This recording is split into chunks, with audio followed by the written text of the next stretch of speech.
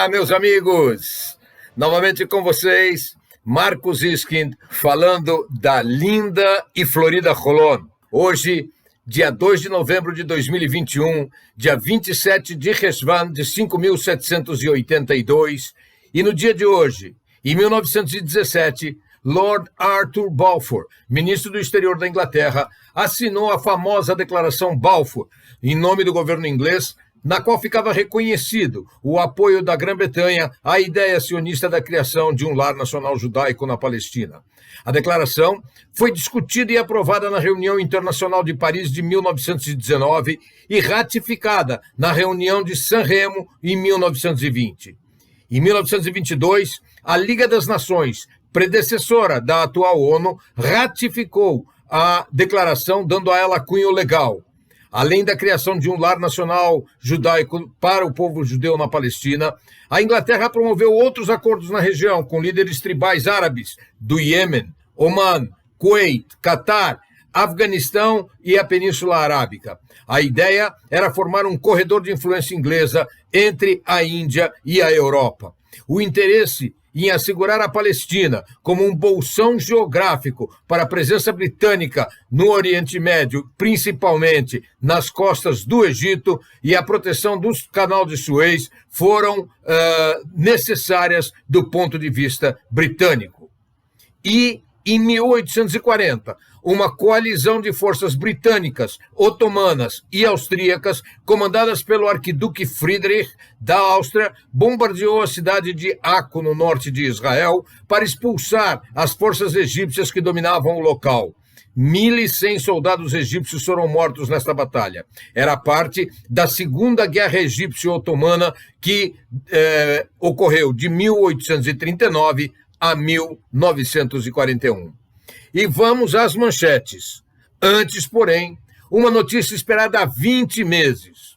Finalmente, Israel reabriu para o turismo. Você já pode arrumar suas malas e vir visitar este maravilhoso país. Mas, antes de comprar sua passagem, verifique bem se as suas vacinas são reconhecidas aqui em Israel.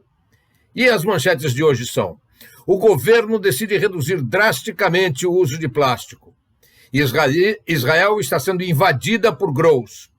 Votação do orçamento esquenta a batalha eleitoral. Decretado o novo salário mínimo em Israel. O Líbano sofre de crise financeira e política e agora acrescenta-se a isso uma crise diplomática. E um palestino de Gaza vem a Israel acompanhar a mãe a um hospital e se envolve com o terror. Se você gostou do que vamos tratar, deixe já agora o seu like no vídeo.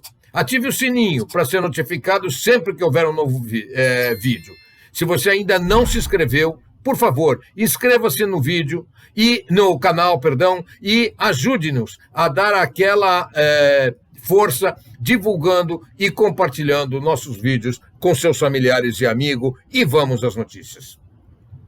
A inegável qualidade e beleza dos descartáveis em Israel é reconhecida em todo o mundo. Nos surpreende que a pequena Israel seja a segunda maior consumidora mundial de descartáveis domésticos. Por exemplo, são 250 milhões de copos descartáveis por mês, uma indústria que fatura 2 bilhões de shkalim, 3,8 bilhões de reais por ano. A nova ministra do Meio Ambiente quer mudar isso e, para tanto, criou um novo imposto que aumentou o custo dos descartáveis em pelo menos 100% já a partir de ontem. Houve uma imensa correria às prateleiras ao longo da última semana, mas hoje pratos plásticos aumentaram 110% o seu preço, copos plásticos 125% e a lista segue. A ministra disse ser necessário combater o vício nacional por descartáveis e reduzir a exponencial demanda de 70 mil toneladas de plásticos anuais. Os supermercados israelenses acreditam que os preços podem subir ainda mais. Fica a questão: o preço realmente será um inibidor de consumo?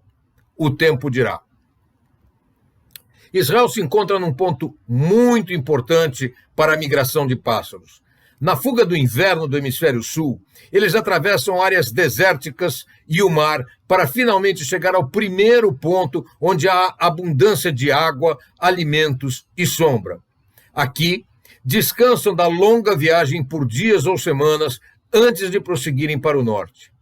No final do verão, o movimento é no sentido contrário. Aqui, se preparam para voos de quase 10 mil quilômetros, sem sombra, quase sem alimentos ou água. Israel recebe a cada ano 700 milhões de pássaros, dos quais 500 milhões escolhem o Vale do Hule como seu habitat temporário. E este ano começaram a chegar os grãos, e de repente a temperatura esfriou. Os que chegaram não continuaram e outros continuaram a chegar. Assim, os grãos foram ficando e hoje há nada menos que 56 mil grãos no Vale do Hule, o que está atraindo milhares de israelenses. Alguns grupos de pássaros, ao longo dos anos, foram se acostumando ao Hule e deixaram de seguir viagem, o que se transformou numa linda paisagem para turistas, mas um tremendo transtorno para agricultores, uma vez que eles comem as sementes plantadas e bicam legumes e frutas, diminuindo o valor dos frutos e até mesmo inviabilizando sua comercialização. Se você estiver em Israel entre meados de outubro e início de dezembro, não deixe de chegar àquela região. Há passeios na região de 1h30 com guias do local, com profundos conhecimentos dos diferentes tipos de pássaros, seus costumes, sua alimentação, seu tipo de voo, de acasalamento, etc. E os preços lá são bastante convidativos. Durante 3 longos anos, Israel viveu sem aprovação de orçamento. Agora, a partir desta manhã, começam as discussões sobre o orçamento de 2021-2022. Se o orçamento receber aprovação inferior a 61 membros do parlamento, o governo cai imediatamente.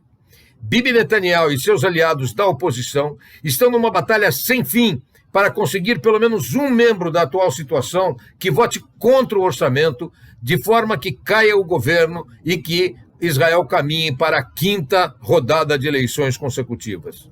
Durante o governo Netanyahu, ele temia que o orçamento não fosse aprovado e, por isso, não enviou orçamento à Knesset, ao parlamento israelense, o que levou a 4 eleições consecutivas.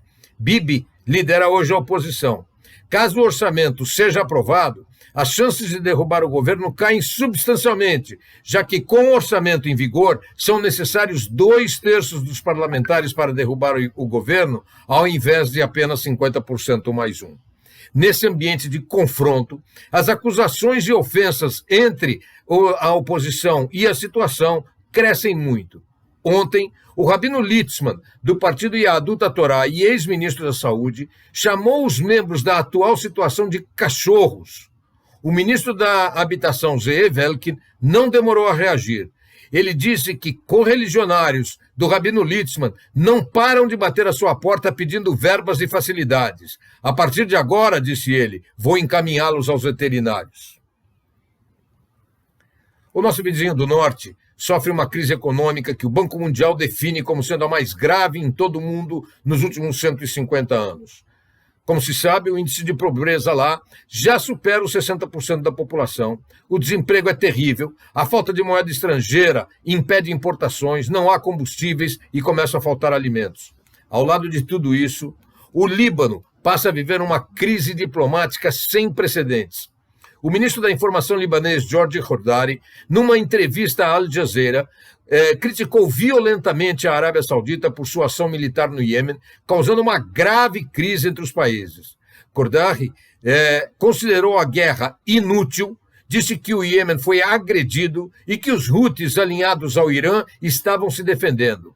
A Arábia Saudita proibiu imediatamente a entrada de qualquer produto libanês em seu território e expulsou o embaixador do Líbano, que teve apenas 48 horas para sair do país. Eles também trouxeram de volta o seu embaixador no Líbano. Horas depois, também o Bahrein expulsou o embaixador libanês, aumentando a crise. Há que se lembrar que ambos os países eram grandes doadores de dinheiro ao combalido Líbano. O novo primeiro-ministro, Mikati, está tentando com que Hordari se explique ou renuncie, mas ele disse que não irá renunciar. O ex-presidente Hariri culpa o Hezbollah por mais esta crise, enquanto o Hezbollah lança nota de apoio às palavras de Hordari. A Liga Árabe se mostra bastante preocupada com a rápida deterioração das relações entre o Líbano e países do Golfo e, há poucas horas, também os Emirados Árabes Unidos retiraram seu embaixador no Líbano e expulsaram o embaixador libanês de seu território. Uma habitante de Gaza sofria de doença gravíssima, sem possibilidade de tratamento em Gaza, e pediu para vir ser tratada em Israel, sendo-lhe dado este direito.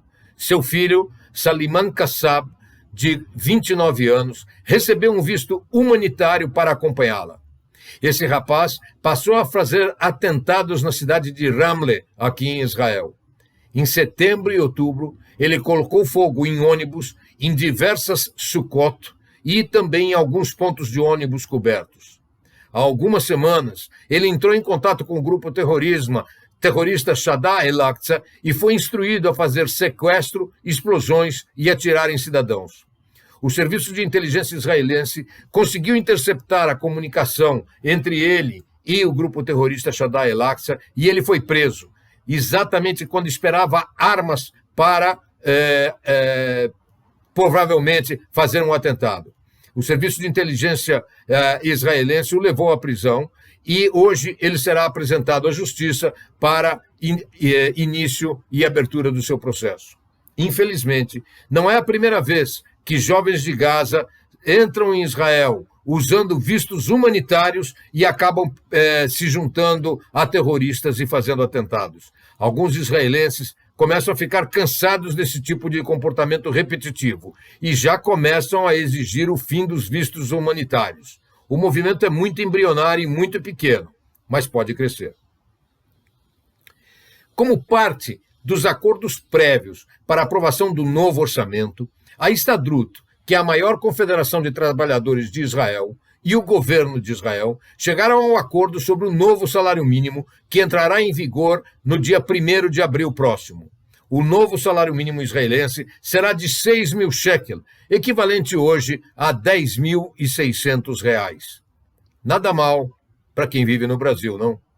Amigos, por hoje é o que tínhamos desde Holon. Voltaremos, se Deus quiser, na semana que vem. Até lá e uma excelente semana.